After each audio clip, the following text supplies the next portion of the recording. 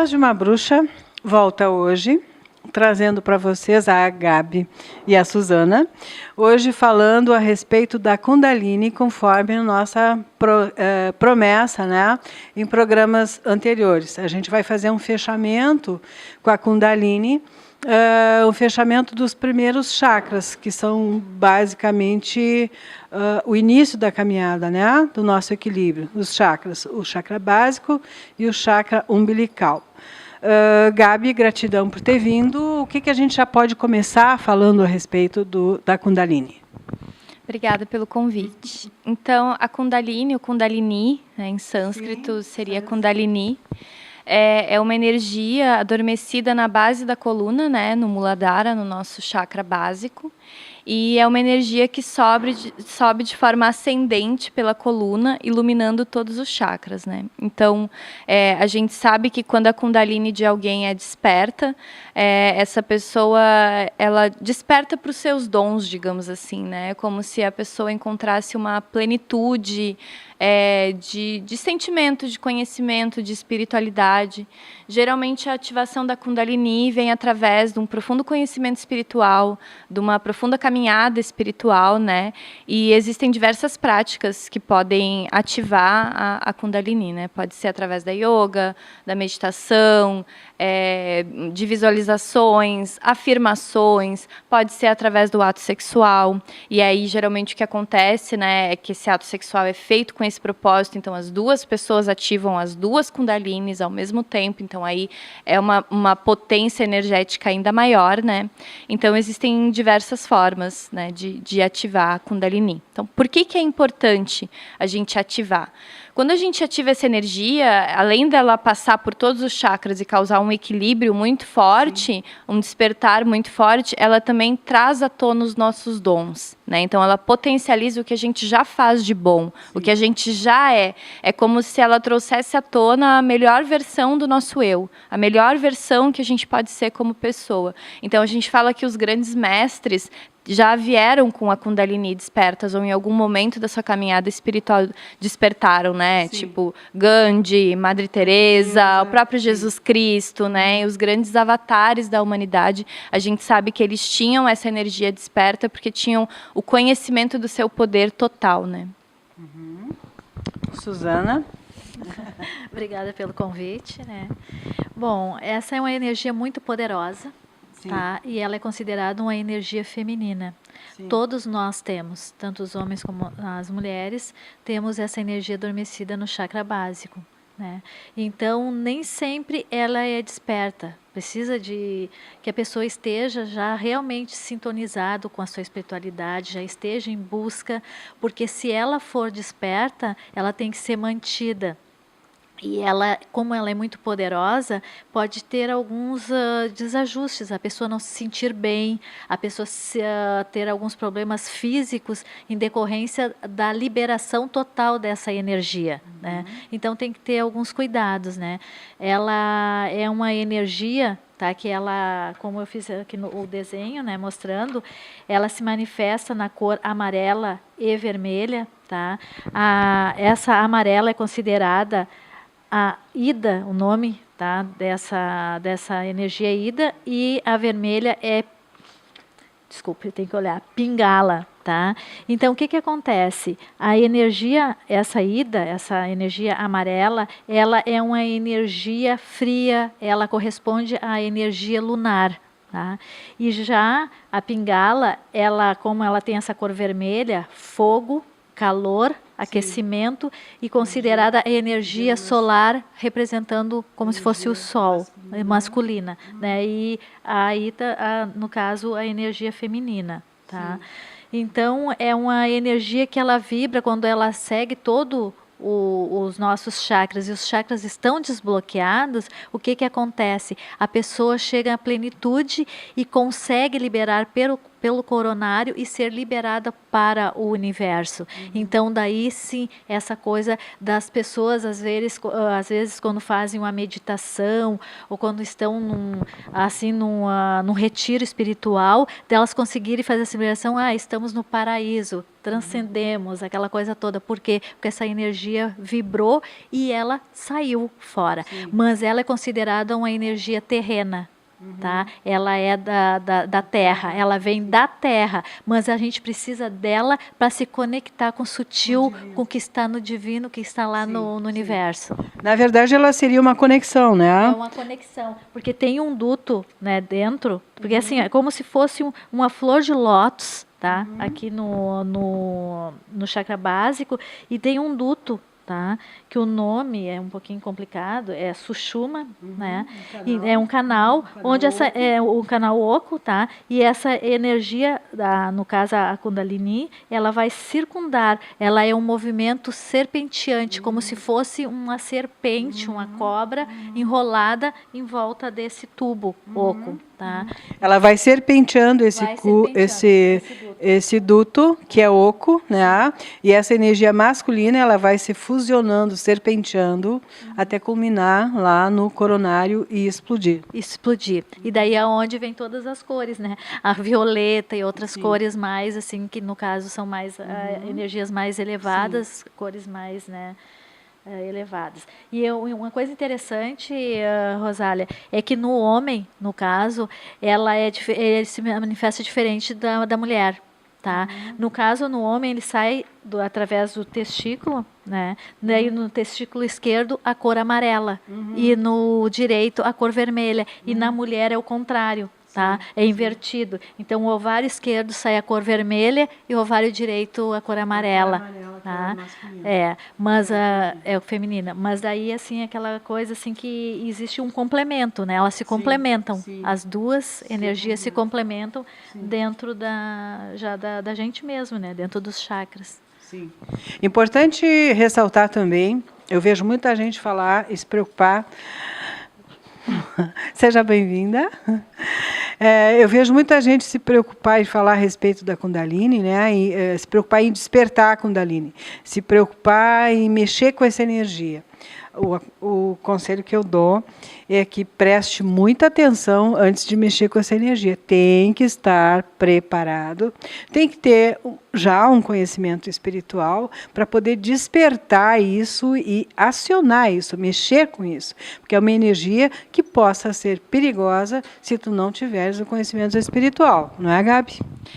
A gente inclusive associa, assim, né, alguns artistas, alguns surtos de loucura, entre aspas, né? Porque loucura é muito relativo, mas alguns surtos criativos que a gente vê, às vezes, na história, assim, com uma Kundalini muito desperta e muito descontrolada. Sim. Porque você despertar a sua força maior criativa sem ter nenhum conhecimento espiritual gera um descontrole. Muitas vezes a gente não sabe o que fazer com aquele caminhão de energia, né? Sim. Então a gente precisa realmente ter um foco, né? Então, um dos momentos que as pessoas relatam muito, por exemplo, de sentir a Kundalini desperta em sintonizações de Reiki, né, meditações, mas eu diria assim, em primeira instância, se você sente vontade, sentiu curiosidade, quer despertar a sua Kundalini, procurar a Kundalini Yoga.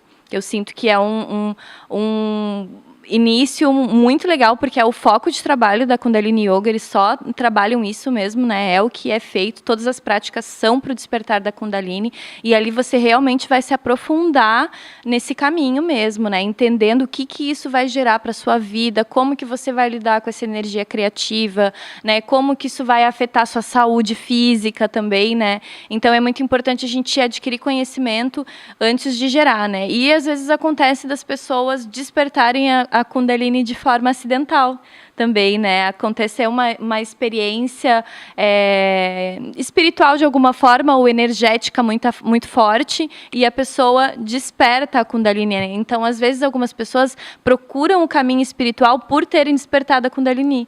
E aí sentem esse chamado espiritual, também pode acontecer, né? Então, a sensação do despertar da Kundalini pode ser muito diferente, variando de pessoa para pessoa. Mas como são essas duas energias serpenteantes, geralmente o que se relata é ou um calor muito intenso, um formigamento no chakra coronário, ou um formigamento que vem subindo toda a coluna, todos os chakras. Você pode sentir formigamento em qualquer um dos chakras ou em todos, e uma energia de calor muito forte, que é essa energia vermelha, né? Ou uma energia gelada, uma energia de frio, uma energia lunar, que é dessa energia amarela, né? Exatamente. Suzana, a gente vinha falando também sobre isso, da necessidade da pessoa, quando sente esse despertar, como a Gabi falou, que pode até ser por acidente, por alguma coisa que foi muito impactante, né? Ela procurar a espiritualidade, procurar uma yoga, procurar algum mestre que possa ajudar no sentido de organizar e equilibrar essa energia. Ela é realmente danosa e perigosa se ela ficar assim de maneira descontrolada, né? Nós temos exemplos, né, Gabi? Van Gogh foi um, né, que despertou se sabe que aqueles surtos, aquelas de criação que ele tinha, era esse despertar. Ele falava, né, nesse calor, nesse formigamento. Tem relatos na história, né, que falam sobre isso. E ele se destemperou muito, né? Teve toda aquela criatividade, criou, pintou quadros lindíssimos, mas ele, como pessoa, né, ele despertou até uma esquizofrenia, né? Isso às vezes é associado muito aos artistas, né? Essa coisa do gênio louco, né? Da onde vem essa genialidade? Essa genialidade vem da Kundalini. É essa força criadora que às vezes pode ser destruidora se a gente não sabe lidar, porque é uma força. Então a gente tem que conseguir ter as ferramentas para lidar, entendeu? Então, se você não tiver um equilíbrio emocional, um equilíbrio espiritual, vem essa força criativa e ela varre o resto, né? Ela toma conta do resto. Então, isso acontece muito com pessoas que têm a Kundalini despertas e não sabem como lidar. Então, muitas vezes a gente vê nessas pessoas geniais que acabam, muitas vezes, até ou se matando, ou morrendo de overdose, ou tendo diversos problemas relacionados à sua força criativa, que você vê que vem do poder criativo e aquilo consome a pessoa, né?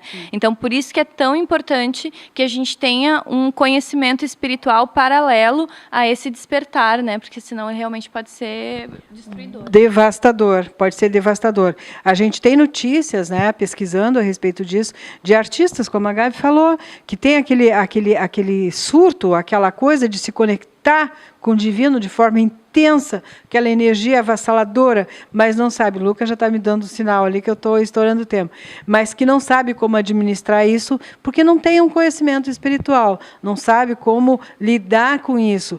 É lindo, maravilhoso, porque nesses picos ele é onde ele alcança o potencial máximo dele de criação. Escreve música, enfim, na arte, na pintura, enfim, todos eles que têm esse... Ou qualquer outro segmento, não só artistas, mas qualquer pessoa, todo mundo tem a energia da Kundalini, né? Então, outro momento histórico que pode ser associado com isso também é o momento da histeria, onde as mulheres são diagnosticadas como histéricas, né? Que foram absolutamente reprimidas, foram impedidas de ter orgasmos, né? Impedidas de viver a sua sexualidade, e essa energia ficou tão acumulada, tão reprimida, que causou um tipo de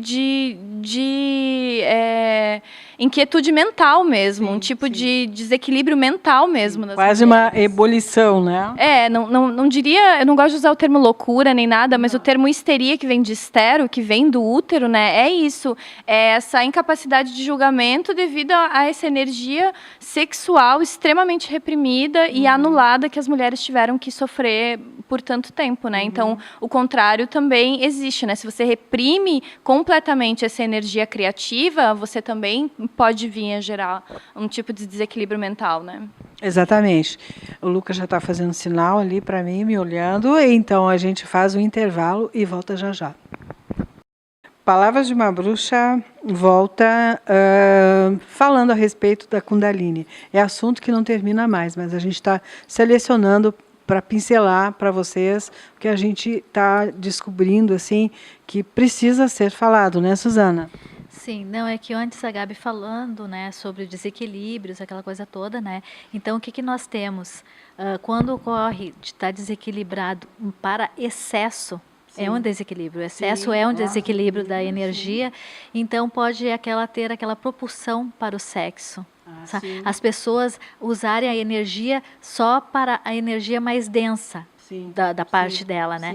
Porque a energia Kundalini, ela pode ser usada para chegar àquilo que nós falamos, a transcendência. E como é que ela acontece? Quando existem os parceiros, que nós falamos antes, das chamas gêmeas, aquela energia, aquele amor incondicional. Então, os dois têm a energia, os dois despertaram a energia, os dois resolveram as suas questões masculino e feminino, né? Estão inteiros em termos de energia, e daí no momento do ato sexual, usar a energia sexual para liberar a Kundalini, e daí sim haver todo o desbloqueio dos chakras e chegar à transcendência, chegar a essa comunicação com o universo, com a força divina. E daí sim, quando isso acontece, duas almas inteiras, chamas gêmeas, vieram da mesma mônada, elas conseguem se complementar. Existe uma fusão de energia, uma potencialização dessa energia, e daí todo o planeta é beneficiado. Isso aí é muito lindo, é maravilhoso. É lindo, é maravilhoso, né, Suzana? E não são todos os casais que conseguem isso, porque nem todos os casais têm essa coisa da chama gêmea. São almas afins, são companheiras, almas companheiras, mas não chamas gêmeas. Né? Isso é raro, mas está acontecendo muito nos dias de hoje. Então, assim, façam, cada mulher aqui, já que o dia, né? Assim, ó, façam esse empoderamento. Busquem esse seu lado. Porque nós estamos resolvidas no nosso masculino, mas não podemos esquecer o nosso feminino. Tá? E façam essa parte, porque o homem vai se espelhar em nós. E a Kundalini vai ser liberada. Muito mais agora a partir de 2019. Tá? Não sei se a Gabi tem mais alguma. Eu acho que é importante a gente colocar que para o mundo espiritual, o ato sexual é sagrado. Não existe isso do sexo ser feio, sujo, errado, cheio de culpa, como as religiões cristãs colocam, né? Nós, apesar de entendermos, aceitarmos Cristo como um grande avatar, um grande mestre iluminado, né? A gente entende o mundo espiritual de uma outra forma e entende que é essencial, né? Que a gente entenda o sexo como sagrado, porque o sexo é o que gera vida, o sexo é o que conecta duas pessoas que se amam. Então, toda vez que duas pessoas se conectam através do sexo por amor, isso gera uma energia muito positiva para essas pessoas e também para o planeta, para tudo que está ao redor. Com certeza essa energia é muito mais potencializada pela chama gêmea, né? A gente sabe disso, mas toda energia de amor é aproveitada pelo planeta, né? E é para isso que o sexo existe. O sexo foi criado para isso, para a proximidade das almas, para conectar o masculino e o feminino, seja ele, né, na configuração que for, mas as energias se conectam no ato sexual. Então, é muito importante que a gente entenda o sexo como algo positivo, eliminando culpas, eliminando ressentimento, eliminando traumas, entendendo que é algo que vai trazer a nossa potência criativa para outras áreas da nossa vida, porque quando a gente está bem resolvido sexualmente, a gente destranca trabalho, a gente destranca saúde, a gente destranca um monte de outras áreas da nossa vida que às vezes estavam bloqueadas por isso, porque a gente não vivia a plenitude da nossa sexualidade e nem tinha consciência disso. Então, eu sinto que esse despertar da nova era também é uma consciência sexual, né? Essa liberdade que a gente está vivendo da sexualidade, tá? Que às vezes vira uma libertinagem, às vezes vira uma coisa desvinculada de propósito, de sentimento. Ok, a gente sabe disso, mas a gente está vivendo um boom de liberdade depois de um momento de muita repressão, de séculos e séculos de muita repressão. Então, agora a gente está tomando consciência, principalmente nós mulheres, do nosso poder sexual e do quanto isso é um poder mesmo. A gente consegue manipular pessoas com a nossa sexualidade, a gente consegue mover a nossa vida com a nossa sexualidade. Então, é muito importante que a gente tenha, né, a consciência de que com grandes poderes vem grandes responsabilidades, né? E a gente tem que ter essa consciência de entender a nossa sexualidade como uma força espiritual, geradora, criadora, né? Entender entender que cada parceiro que se conecta com o teu corpo, que entra em contato lá com o teu útero, deixa uma marca, deixa uma energia, deixa uma impressão, né? O nosso útero, ele é como se tivesse a impressão de todas as pessoas que passaram ali por ele, né? Todas as energias que passaram por ali, ele fica armazenado, né? Ele é um grande coração de sentimentos, né? Então é importante que a gente cuide quem são essas pessoas que vão passar por ali, né? Com quem que a gente está trocando a nossa energia, por que a gente está trocando a nossa energia. Nunca é por acaso quando a gente se sente atraída sexualmente por alguém. Isso já é um indício, né? Quando a gente se sente atraída sexualmente por alguém, geralmente é porque o seu espírito, seu eu superior, tem algum propósito para aquela conexão sexual, tem algum propósito para aquela conexão emocional. Então, realmente entender que não existe nada na nossa vida que não seja espiritual. E o sexo é mais uma parcela da nossa espiritualidade. É com certeza um grande aprendizado. E é importante a gente desmistificar essas coisas, né? Como a Gabi estava falando, porque durante muito tempo houve essa repressão, principalmente para a mulher, né, Gabi? Houve essa repressão e foi passado, principalmente para a nossa geração mais antiga, que isso era pecado, que isso era feio, que isso não podia, tudo não podia, né?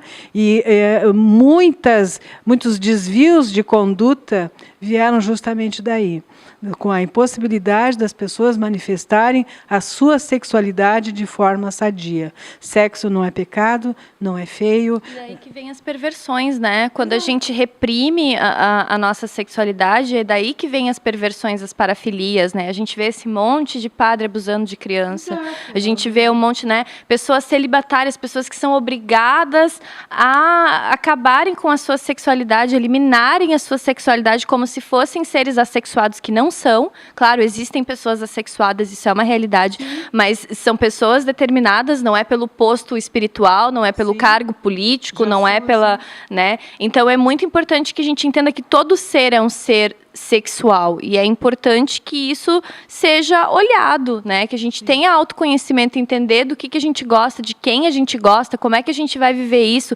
claro, sempre respeitando o livre-arbítrio do outro, mas entendendo quem somos, porque houve um afastamento do autoconhecimento sexual, por causa da sexualidade ter sido carregada de negatividade, por causa principalmente do cristianismo. Então a gente precisa, principalmente nós espiritualistas, nos afastarmos dessa visão de culpabilização do sexo, né? E entrar nessa visão, que é uma visão mais oriental mesmo, que está conectada com essa visão dos chakras e de todo esse lado espiritualista que a gente está falando, que é isso, né? Que o sexo é vida, é sagrado, é potência criativa, né? A própria psicologia também fala isso, né? Sexo é saúde, né? Quantidade de endorfina, de substâncias positivas liberadas, serotonina, né? Quem faz sexo diminui índice de ansiedade, depressão, crise de pânico, né? O sexo é positivo para praticamente qualquer transtorno mental, né? Então a gente realmente precisa entrar mais na questão prazerosa, né? E na questão de realmente viver a sexualidade sem culpa, sem entender como algo feio, né? E essa coisa de fazer sexo depois do casamento, de casar virgem, essa adoração da virgindade também que houve, né, para a mulher, essa coisa de marginalizar a mulher que não é virgem, marginalizar, né, taxar como puta, como vagabunda, como a mulher que vive a sexualidade plenamente, enquanto o homem que vive a sexualidade plenamente é o garanhão, é o pegador, né? Então isso não existe mais. Não existe mulher vagabunda. Não existe isso, né? Existe a mulher que toma conta da sua sexualidade e merece ser respeitada, assim como o homem que também conta, né? Toma conta da sua. Então eu sinto que essa é a consciência principal que a gente tem que criar para conseguir justamente despertar a nossa Kundalini, para conseguir justamente despertar o nosso potencial criativo total. É entender que somos completos. A gente precisa olhar para cada aspecto da nossa vivência, da nossa experiência como humanos, como seres humanos, né? Para conseguir ter uma visão mais integral do todo mesmo, né? Conseguir nos equilibrar. Eu sinto que todas as práticas espirituais têm isso como propósito, o equilíbrio. E não existe a gente se equilibrar energeticamente sem entender a nossa sexualidade. Com certeza, com certeza, com certeza. Isso aí faz parte das crenças limitantes, né? A gente foi condicionado lá de muito tempo atrás, que isso era feio, que isso era pecado, que isso não podia, principalmente para a mulher, né? O homem podia tudo, a mulher não, né? Então, isso aí está na hora de terminar, né, gente? Sexo é uma coisa maravilhosa, saudável, divina, cada um do jeito que achar, que entender que seja, né? E nós estamos falando aqui de opção sexual, nós estamos falando de sexo, que é outra coisa. O amor, ele existe, ele independe do corpo físico que está o outro, né? Como a gente falou antes, né? O espírito não tem sexo, o espírito não tem genitália, o espírito ele só é uma consciência, né? Então, exato, o masculino e o feminino está dentro de nós, a gente escolhe, né? Ou é dado um sexo, né, nessa existência, né? E a orientação sexual independe, porque eu posso, como mulher, me relacionar com outra mulher e ela ter o feminino mais desperto e eu o masculino mais desperto, a gente vai se encontrar e vai se equilibrar, assim como um homem e uma mulher. Existem casais héteros, homem e mulher, que o homem é muito mais feminino e a mulher muito mais masculina, e se encontram no meio e se equilibram. Então, não tem a ver nem com a identidade de gênero, que é o gênero que eu me sinto, que eu sou, e não tem a ver com orientação sexual, que é o gênero que eu me relaciono. Exatamente. Acho que ficou bem claro isso. Né? Luca, tem algum tempo ainda para finalizar? Como é que nós andamos aí? Já estamos no final, né, do nosso programa. Suzana, para finalizar, a respeito da Kundalini, a gente está, né, procurando dar uma pincelada a respeito de tudo, mas é importante que a gente vá pontuando assim, as pessoas terem consciência disso e, no menor sintoma disso, buscarem ajuda, né, Suzana? Sim, porque na verdade a pessoa já está na busca espiritual dela. Sim. Ela já vai estar lendo, vai estar estudando, vai estar seguindo alguma orientação. Que na verdade o que são os mestres? São facilitadores. Eles despertam as pessoas para aquilo que elas têm inata dentro delas, só que elas não sabem a chavezinha para abrir. Qual é a chave que abre todo esse conhecimento? Então elas precisam procurar alguém. Então esse despertar está cada vez sendo mais, assim, em volume maior, as pessoas estão nos procurando. Né? Só que assim, ó, a minha verdade pode não ser a tua verdade ou a verdade da Gabi ou de outra pessoa, sim, tá? Só que o que a gente pode fazer? A gente pode só comentar, a gente pode até falar o que acontece conosco, mas a vivência é de cada um, a intensidade é de cada um. Né? Então, assim, ó, podemos usar essa energia? Devemos usar, mas com cuidado. Com cuidado por quê? Com responsabilidade. Ela é uma energia que é manipuladora através do sexo? Com certeza. Mas e daí? Nós estamos em ascensão, nós estamos procurando trabalhar com a luz. Quem é que manipulava muito? Os trevosos, quem não trabalhava com a luz. Em outras épocas, podemos até ter feito isso, sim, mas hoje estamos aqui para trabalhar na luz. Tá? Nós não precisamos dessa energia. Pelo contrário, podemos até chamar a pessoa certa para nós, se nós mantivermos conectados com a essência, com a nossa essência, fazer essa conexão através de meditações, através de respiração, até da alimentação.